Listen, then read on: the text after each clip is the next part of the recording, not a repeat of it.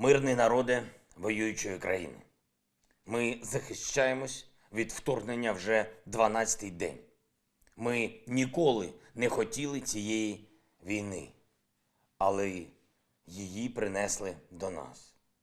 Ми ніколи не мріяли вбивати, але нам доводиться вибивати ворога з нашої землі та з нашого життя. Нам доводиться терпіти те, чого жоден інший народ Європи не бачив 80 років. І саме на нашій землі вирішується, чи стане хтось інший в Європі жертвою такої ж агресії. Я говорю це лідерам світу і чую, що вони погоджуються. Майбутнє континенту вирішуємо ми своїм спротивом і наші друзі своєю допомогою. Знову говорив з президентом Польщі Анджеєм Дудою. Допомагають. Працюємо. Говорив з прем'єр-міністром Британії Борисом Джонсоном, головою італійського уряду Маріо Драгі, з президентом Франції Еммануелем Макроном і прем'єр-міністром Індії Моді. Отримав дуже важливі сигнали, які, я впевнений, тільки посилять Україну. Наші тези в розмовах з партнерами абсолютно логічні. Вони справедливі, чесні. Якщо вторгнення продовжується і Росія не відмовилась від своїх планів проти України, значить потрібен новий санкційний пакет. Нові санкції, нові санкційні кроки проти війни заради миру. Бойкот російського експорту.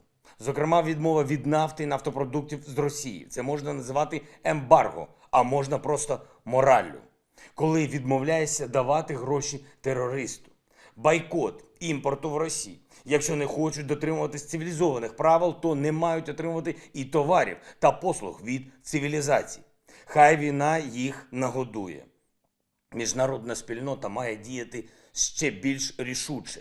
Коли хтось втрачає розум, треба втратити страх і забути про комерцію.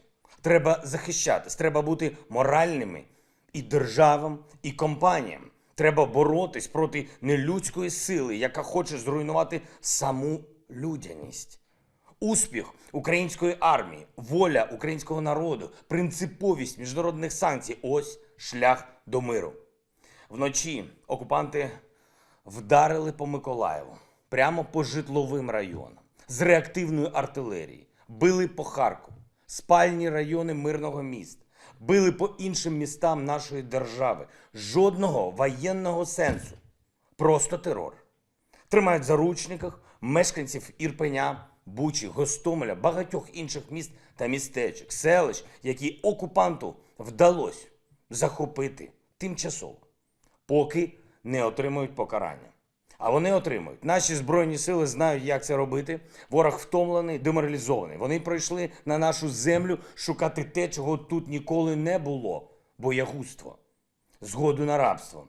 Будь-якій нормальній людині страшно дивитись на згорілі будинки. Це зрозуміло. Зруйновані панельні багатоповерхівки. Знищені звичайні машини, ракети, авіабомби, гради, міномети проти людей. Відчуття, ніби це в іншій країні. Але це в нашій країні. Саме в нашій, не десь там, в нашій, яка завжди хотіла миру більш за усе. Скільки ще потрібно смертей і втрат, щоб убезпечити небо над Україною? Чим мирні люди у Харкові чи Миколаєві відрізняються від Гамбургу або Відня? Ми чекаємо рішення. Очищення неба, або силою, яка у вас є, або ви дасте нам бойові літаки і засоби протиповітряної оборони, які дадуть нам потрібну силу. Це допомога, яку світ повинен надати не просто Україні, а собі, щоб довести, людяність переможе якнайшвидше. Уряд України вже працює над тим, як відновити нашу державу після перемоги. Як дати більше сил країні, поки ми боремось. Створений спеціальний пакет допомоги бізнесу та працівникам. ФОПи першої і другої групи повністю звільняються від ЄСВ. Підприємства та ФОПи третьої групи звільняються від сплати ЄСВ за найманих працівників, які були призвані до лав Збройних сил України та інших захисних формувань, в тому числі тероборони. Звільнення від сплати податку на землю та орендної плати за землю державної і комунальної власності на всіх територіях, де ведуться бойові дії. Усе це на час воєнного стану та ще мінімум на рік після його завершення. Відтерміновується сплата податків для всіх підприємств, які не спроможні їх заплатити. І це тільки перша частина великого пакету допомоги, урядової підтримки. Усі керівники центральної влади мають чітке завдання розробити таку систему дій, щоб відновлення України було швидким та орієнтувалося тільки на людей, перш за все на них. На те, щоб ми всі повернулися до миру, до звичайної роботи, коли повернемо нашу землю, спокій на нашу землю.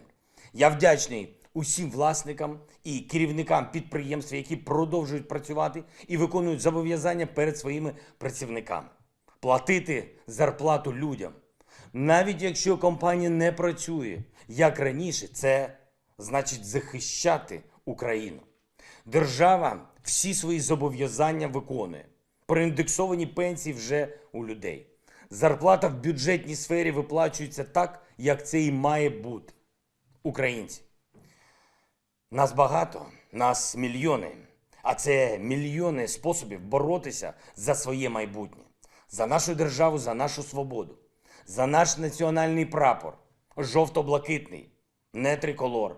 Ми захищаємо наш прапор, бо це наш світогляд. Під жовто-блакитним ми перемагали на Олімпіадах.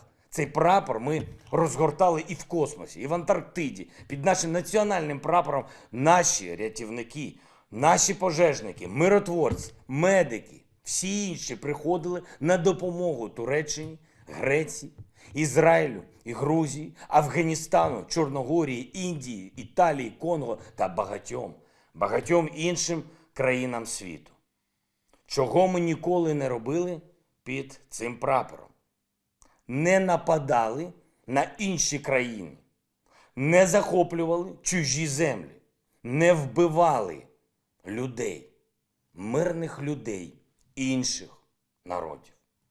Ми і терор – це різні всесвіти. Тому на нашому прапорі немає крові, немає і ніколи не буде чорних плям, немає і ніколи не буде жодних свастик. Український прапор – це земля. Мирна, родюча, золота, без танків. Це небо. Мирне, чисте, блакитне, без ракет. Так було і так буде. Я вірю, я знаю. Слава Україні!